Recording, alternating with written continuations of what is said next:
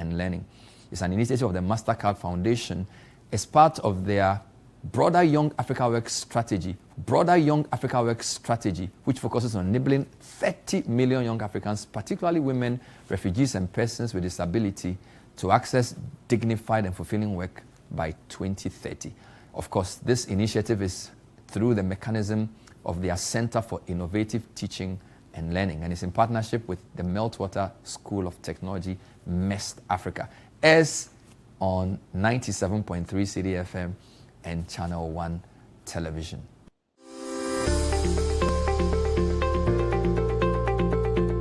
So what are we looking at today? Well, at a moment of geopolitical and technological acceleration, with Africa's own population, young population, burgeoning very quickly, this plenary will set the stage for eLearning Africa 2026 by examining how education and skill systems can underpin sovereignty, strengthen economies, and foster solidarity. Considers the role of things like AI, data, and digital infrastructure in shaping Africa's trajectory and what it will take for African societies to define the direction of the global knowledge economy, not simply to adapt to it. So who will we be hearing from? There are 5 critical speeches. The first will be delivered by eLearning Africa's Dr. Ida Opoku-Mensah. She'll be followed by Auda Nepad, South Africa's Dr. Barbara Glover. We would also hear from celebrated technologist, Professor Clement Jidonu. He's the president of the Accra Institute of Technology, known as AIT Ghana. We would also hear from Miss Cindy Ako Nyamiche, who's the All Africa Students Union ASU Ghana representative. Finally, Education Minister for Ghana and Member of Parliament, Minister for Education, Honorable Haruna Idrisu, would also speak and express views on this very critical subject.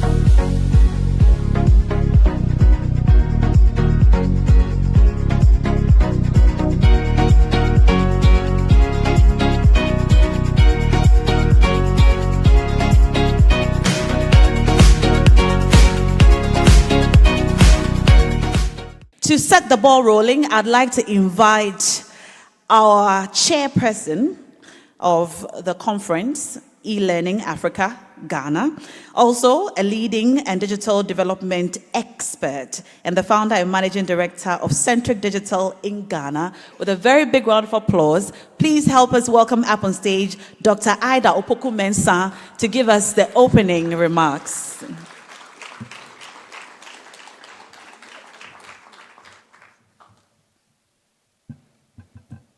Thank you very much, Madam MC.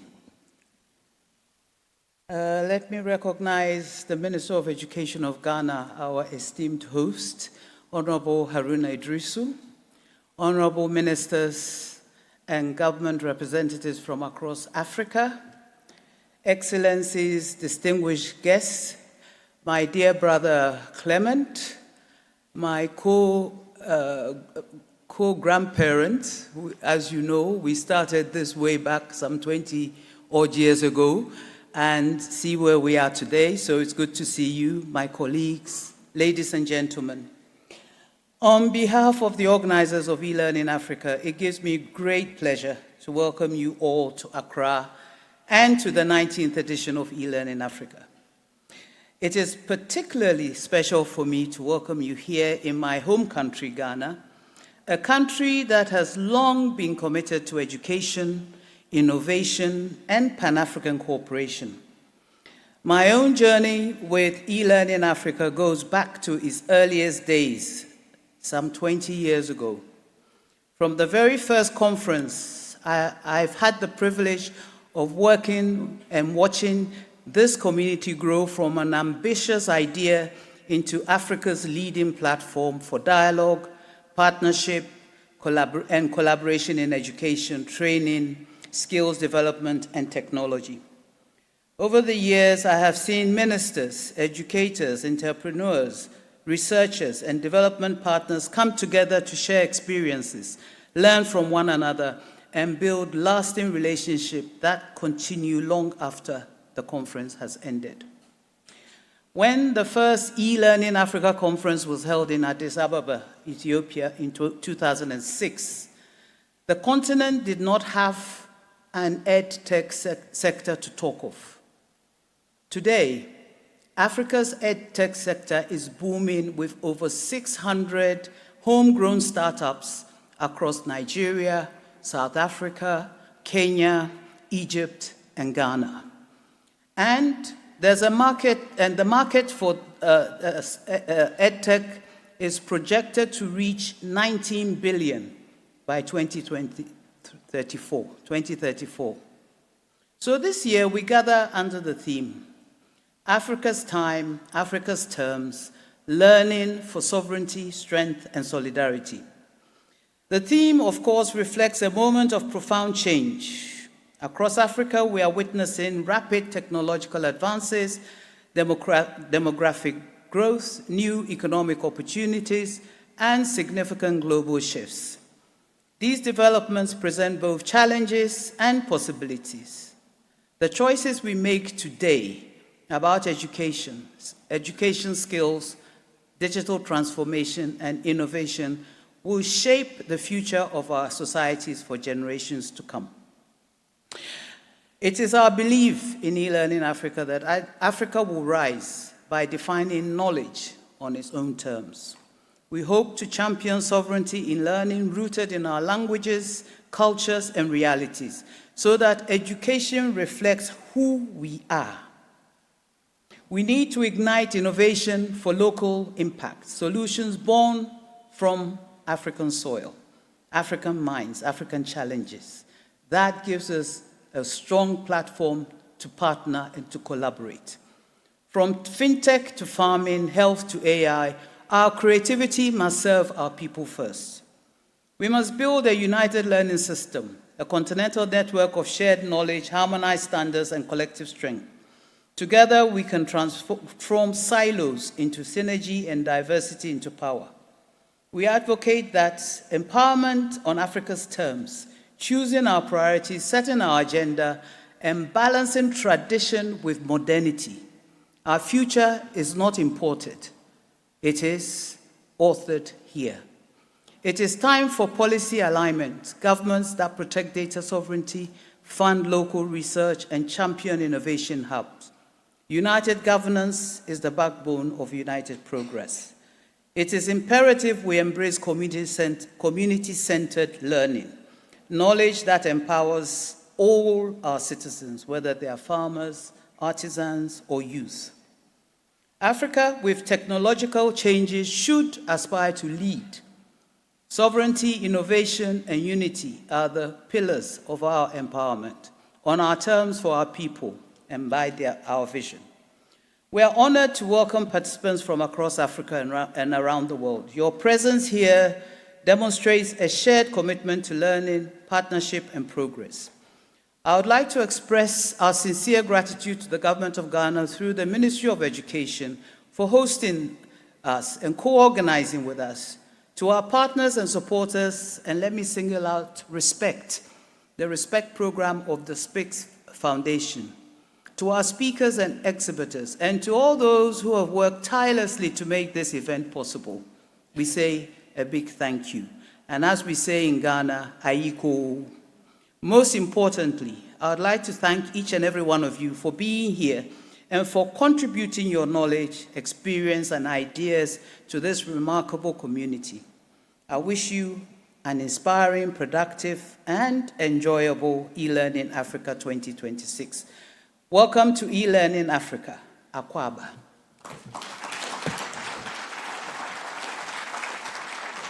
I'd like to invite to give us a short speech from AUDA NEPAD, a leading advocate for science, technology, and innovation in Africa. Our next speaker serves as a program lead for Program for Inclusive and Productive Use of the Internet at AUDA. NEPAD. Her name is Dr. Barbara Glover. With a very big round of applause, please help me welcome her up on stage.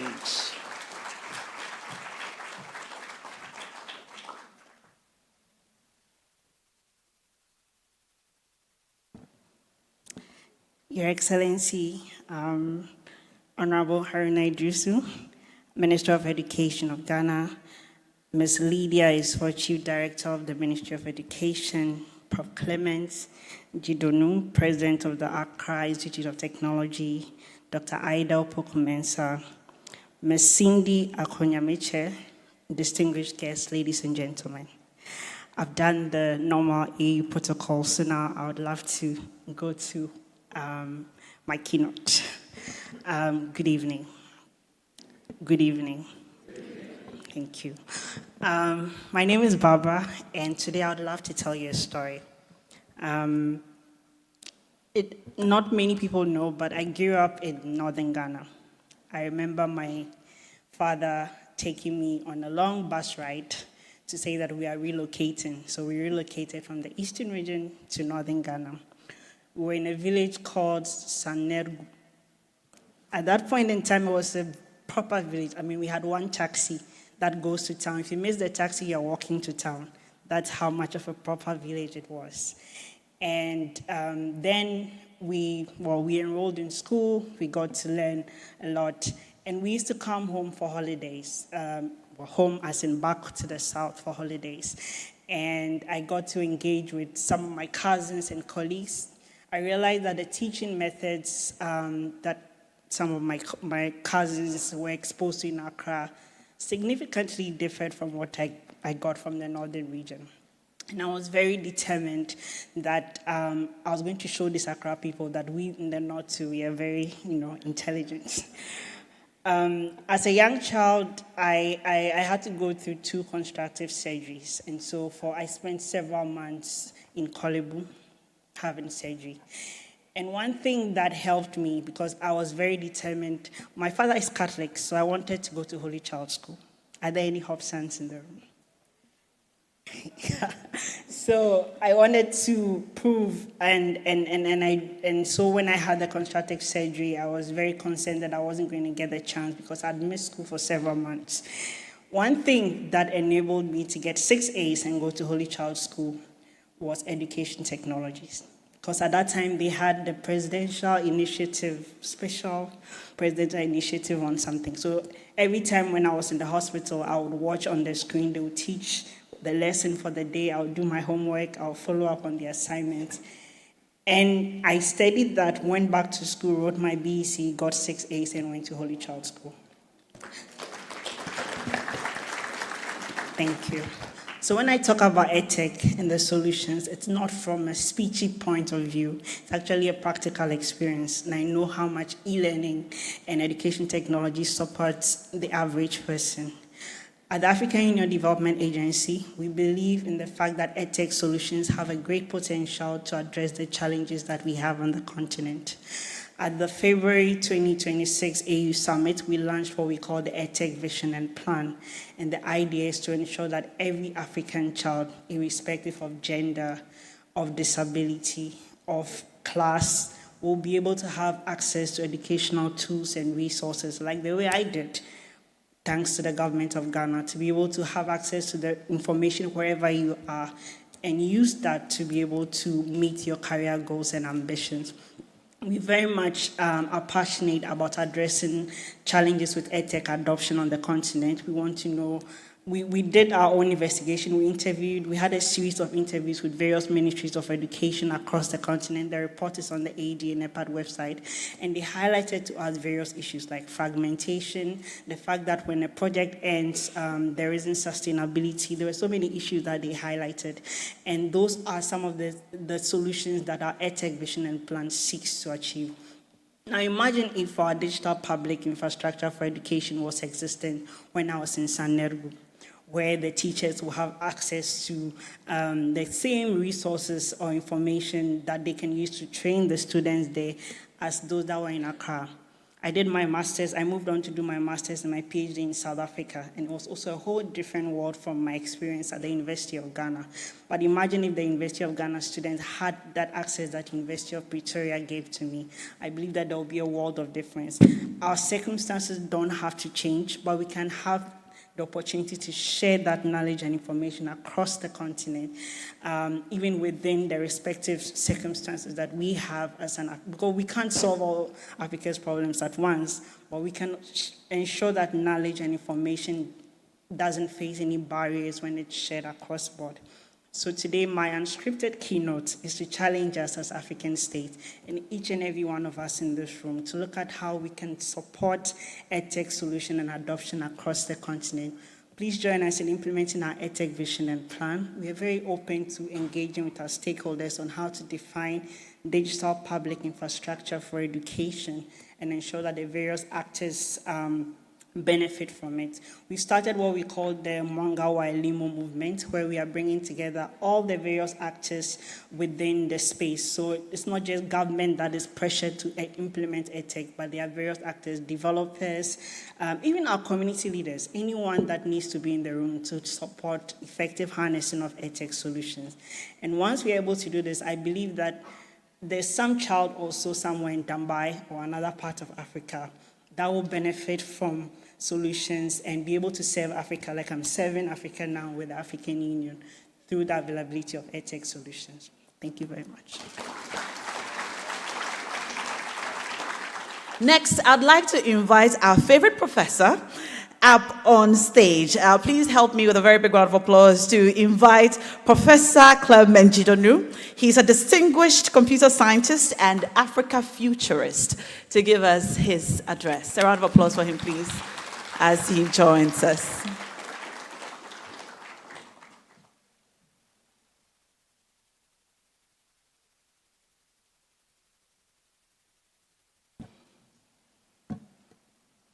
Good afternoon. As you say in Africa, you weave the new rope to the old rope. I'm following up in the footsteps of my colleagues to acknowledge our Honorable Minister Haruna, other ministers present, colleagues, friends, and champions of Africa. My keynote topic is African Futures, advancing the enriched learning experience of the sovereign learner in the 21st century. The opportunity, possibility, and different perspective. Why this keynote topic?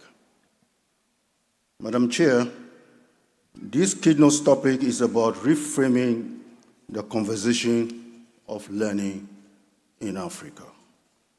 For too long, the focus has been on access, technology, and policy.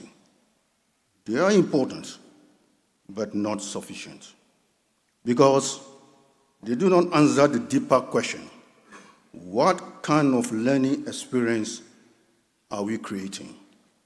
And what kind of learner are we forming? This keynote shifts the focus from expansion to transformation, from systems that deliver education to learners who shape their own development. Here's my opening statement, framing Africa's future. Across Africa today, millions of young people are stepping into the learning space filled with promise. There is energy, there is aspiration, and there's belief. And yet, something does not fully align, because many of our learning systems, however well-intentioned, were designed for the world these young people are not designed for the world these young people are about to enter. We are in many ways educating future-facing population with past-oriented models. And so we arrive at a defining question for African futures. Will Africa shape its own future of learning, or inherit one that was never designed for it? Let's understand the past before we go to the future. To understand this moment, we must briefly look back from the traditional oral tradition of education to academies to modern institutions. Each era is shaped by the learning that fits its time. The systems we inherit brought structure, yes, let's admit that. It brought access and it brought legitimacy. But they were designed for stability, predictability, and replication. Our world today is different, more dynamic, more complex, and less predictable. Yet many systems today reflect earlier assumptions. So the challenge before us is not the absence of learning systems, but the need to advance them in alignment with the 21st century and beyond. Madam Chair, why this movement matters for Africa? This is not just about education, my colleagues. It's about Africa's future. Because the future of economies, the future of work, the future of societies all depend on the quality of learning and the capability of learners, emphasis on capability. Africa's youth population represents one of its greatest opportunities in this century. But that opportunity will never be realized if the learning system is just expanded rather than being enriched. Madam Chair, so the question becomes, what kind of learning experience are we advancing? And what kind of learner are we forming? The core shift, the sovereign learner. At the heart of this keynote is the fundamental shift from systems to the learner, from access alone to experience, from instruction to capability and agency. This is where the ideal of the sovereign learner becomes central. A learner who owns their learning, who adapts to change, who applies knowledge, who navigates complexity and shapes outcome. The African sovereign learner is not simply prepared for the future. The sovereign learner will be capable of shaping Africans' futures. Madam Chair, my closing remarks. Designing African futures. African futures of learning will not be accidental. It will not be imported either. It will be designed. Designed through how we see things, how we choose, and what we commit to build.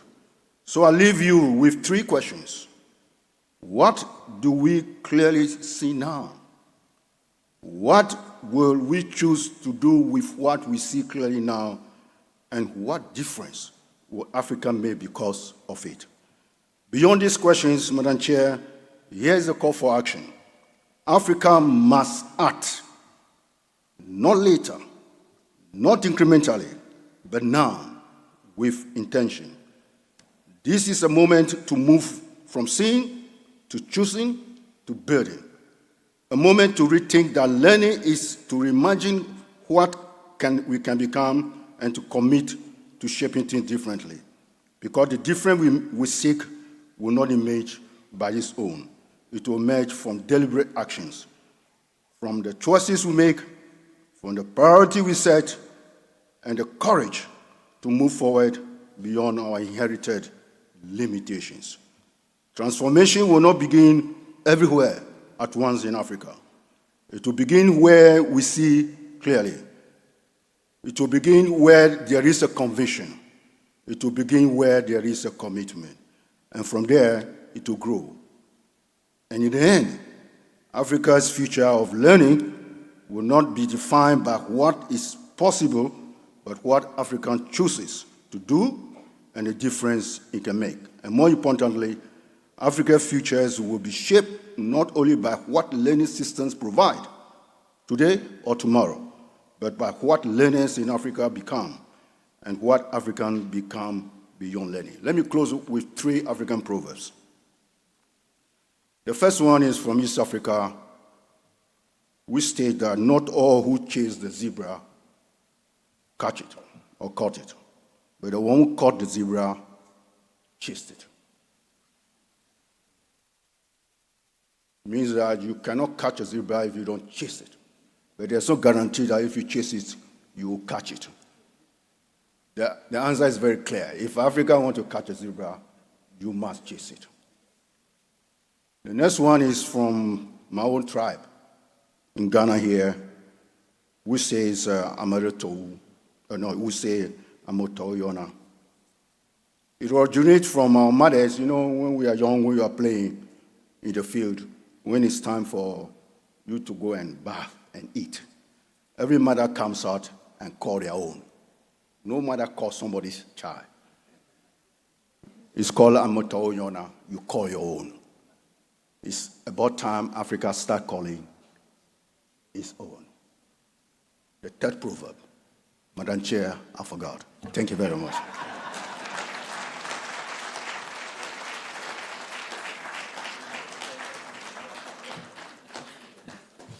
This very smoothly dovetails to our next presentation, our next speech. Is one I've been looking forward to since I saw the lineup of speeches. It's by a very young and powerful lady. She is young. She's a Ghanaian economist. She's a statistician and a leader with experience in higher education, administration, data analysis, and policy-focused research. She's amazing. You would want to listen to her with rapt attention. Ladies and gentlemen, with a round of applause, I'd like to invite from UPSA, Cindy Ako Nyameche.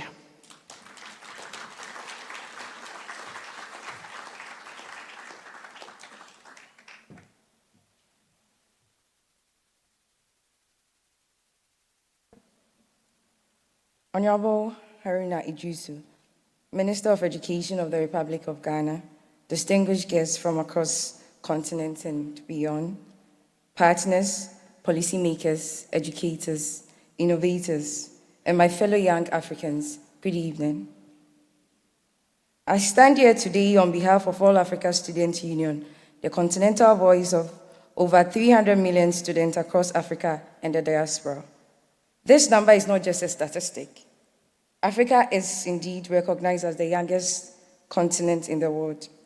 Behind it are young peoples in universities, TVET institutions, teacher training colleges, secondary schools, informal learning spaces, rural communities, and digital learning spaces. In sub-Saharan Africa alone, UNESCO estimates that roughly 98 million children and young people are currently out of school. Of those, a substantial proportion are expected never to return to formal education. 1 in 4 young Africans is NEET, thus not in employment, education, or training. These are the peoples whose future are written by the decisions we make in rooms like this one. So permit me to begin with a question. When we say Africa's time, Africa's STEM, who exactly is defining those terms? Is it the government alone? Development partners alone? Technology companies alone? Conference rooms alone? Or is it also a student trying to complete an online course with an unstable internet? The young woman learning coding for the first time? The TVET learner developing practical skills but fighting for social recognition? The unemployed graduate trying to convert a certificate into livelihood? The young entrepreneur building solutions without enough capital, mentorship, or market access? If it's Africa's time truly, then the young Africans must not be footnotes of this conversation. We must be co-authors of the agenda. Because when we speak about digital education, training, and skills development, we must remember that education is not just about devices or platforms. It's about the people. It's about the families. It's about mothers who were denied opportunities, teachers who do their best with limited resources, students who keep learning against the odds, and communities that still believe that education can change destiny. That is why learning for sovereignty must begin with dignity. Africa's digital future must be smart and inclusive. Employability is not just about telling young people to improve themselves. It's equally about whether the system creates pathways for them to use their capabilities. A continent that imports its digital tools but does not train people to build them, adapt, govern them is not yet digitally sovereign. A continent that teaches students to memorize but not innovate is not intellectually sovereign. A continent that has the youngest population but does not trust them in decision-making is not yet developmentally sovereign. Honorable Minister, distinguished guests, young people are ready to contribute, but we need a system that recognizes us as partners. Internet access is no longer a luxury. Devices are no longer extra. Digital literacy is no longer optional. If education and work are moving online, then exclusion from connectivity becomes exclusion from economic and social rights. Governments, private sector actors, and development partners must treat students' connectivity, affordable data, reliable electricity, and access to devices as core educational infrastructure, not a pilot project. Second, we must reform our curricula around our capability and not only certification. Our education system must still teach knowledge, but must also teach application. Every learner should leave school with the problem-solving skills, communication skills, digital competency, financial literacy, and civic awareness. The future will not reward those who only remember information. It will reward those who use knowledge responsibly and creatively. Third, we must build strong bridges between education, industry, and entrepreneurship. Industries cannot wait at the end of education pipeline and complain about graduates. It must help shape the pipeline. Employers, startups, universities, and student organizations should work together on internship, apprenticeship, innovation challenges, mentorship, work-integrated learning, and enterprise development. Fourth, we must put young people in rooms where education decisions are made. Not as a decoration, not as a token presence, not only to give speech on opening days.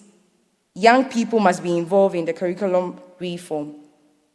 EdTech procurement, AI governance, digital strategy, climate education, skills policy, and institutional governance. If young people are the largest stakeholders in education system, then the youth participation must become the governance principle, not a gesture. Africa cannot transform education country by country. We need continental corporations in digital learning, academic mobility, recognition of qualification, open educational resources, teacher development, and youth innovation. The Africa Continental Free Trade Area will not reach its full potential if skills cannot move, knowledge cannot circulate, young people cannot collaborate across borders. Africa's time is now. Let us build it like it. Let us teach it like it. Let us govern it like it. Let us include young people like it. The next big innovation must be from Africa. Thank you. Midas.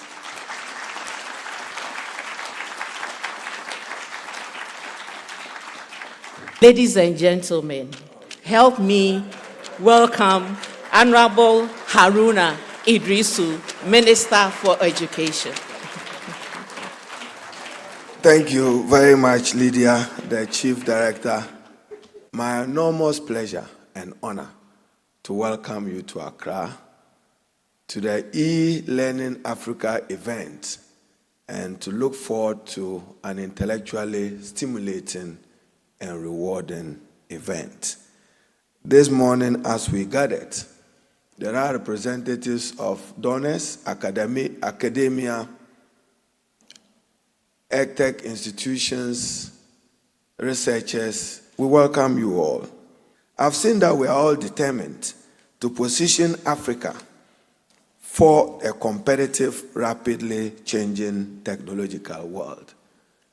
But it is my desire that this conference, this e-learning conference, must find answers to some nagging questions. One, where is Africa's place in the provision of robust infrastructure to support digital learning and information communication technology?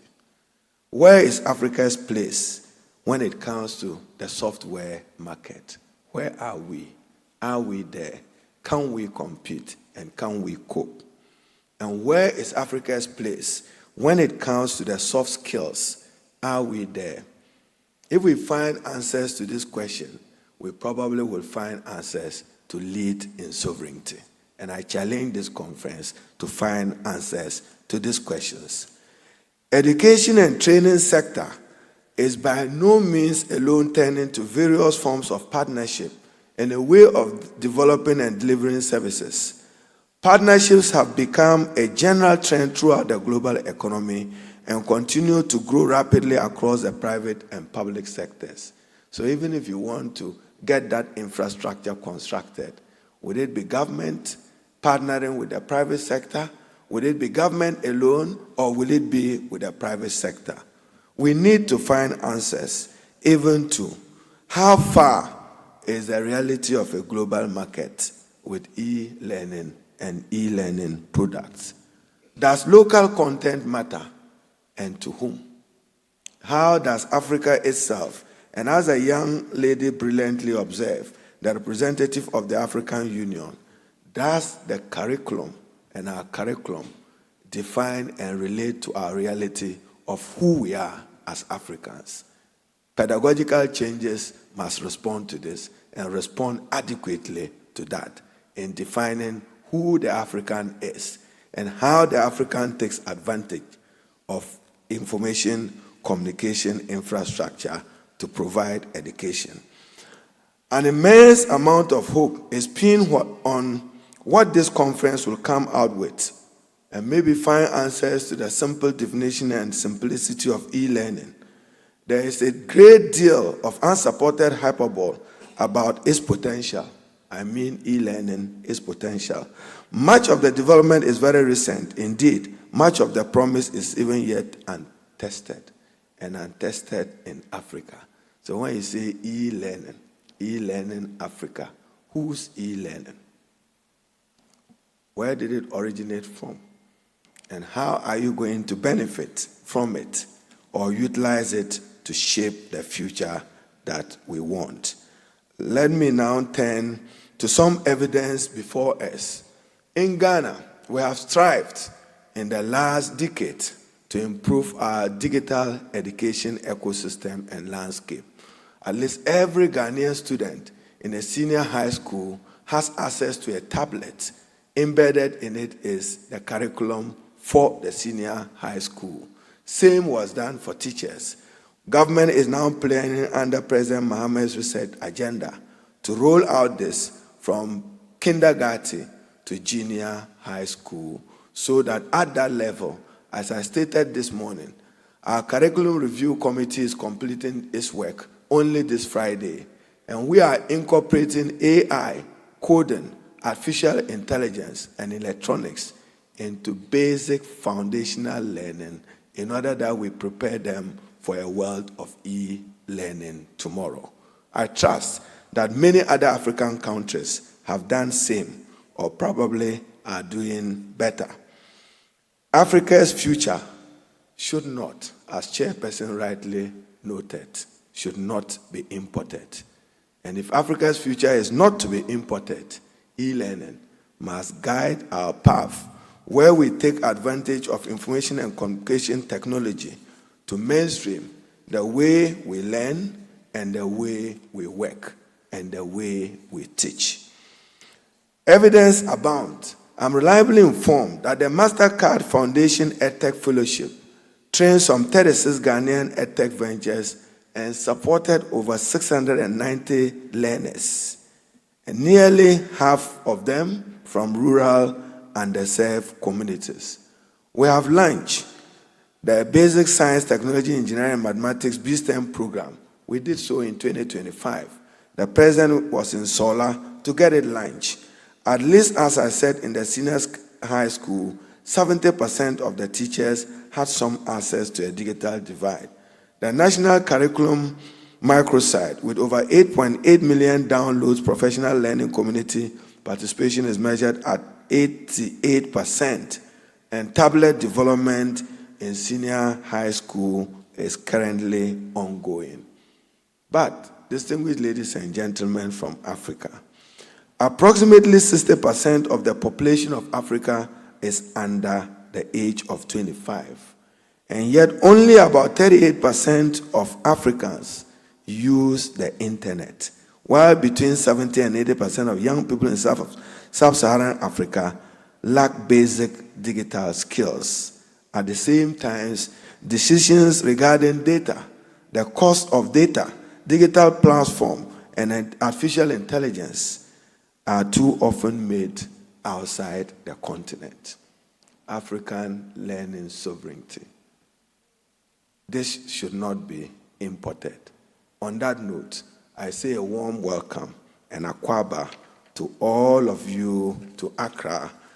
Enjoy the Ghanaian hospitality and our cuisines and feel at home whilst away from home. I couldn't end my statement without thanking the organizers for the choice of Accra and Ghana as venue for the e-learning conference. We cherish the opportunity to learn from members of academia and many research institutions how Africa can lead and lead in sovereignty and lead with sovereignty for the future of Africa. I thank you all.